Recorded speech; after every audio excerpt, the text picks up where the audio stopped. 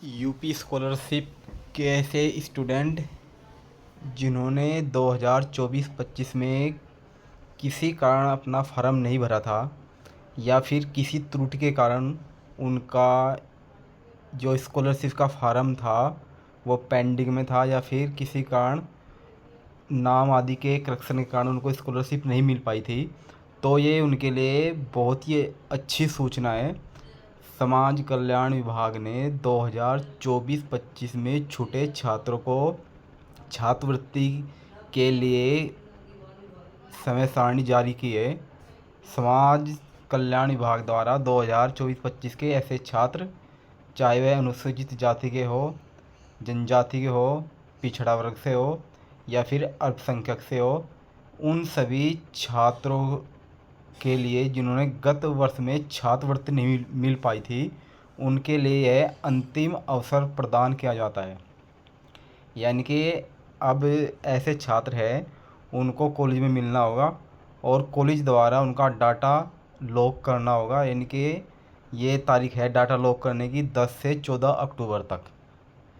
यानी कि आपको कॉलेज में उनसे बोलना होगा डाटा लॉक करने के उपरांत, और उसके बाद आपका जो डाटा लॉक होने के बाद आपका समाज कल्याण विभाग द्वारा 26 अक्टूबर जिला समाज कल्याण अधिकारी द्वारा सीटों का शुल्क सत्यापन करते हुए उसके बाद आपका ये डाटा लॉक हो जाएगा। और 27 से 31 अक्टूबर के मध्य, यानी कि 27 तारीख से लेकर और 31 अक्टूबर तक आप अपने छात्रवृत्ति के फॉर्म भरकर उसको 1 नवंबर तक कॉलेज में जमा करवा दें।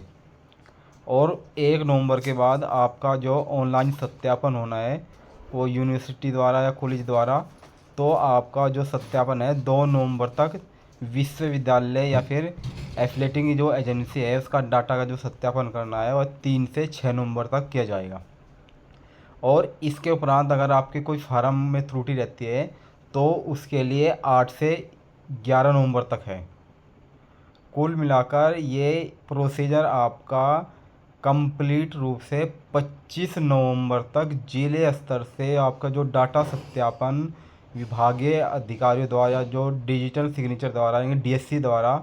जो आपका डाटा कंप्लीट लॉक होना है, यानी कि आपकी जो स्कॉलरशिप का जो कंप्लीट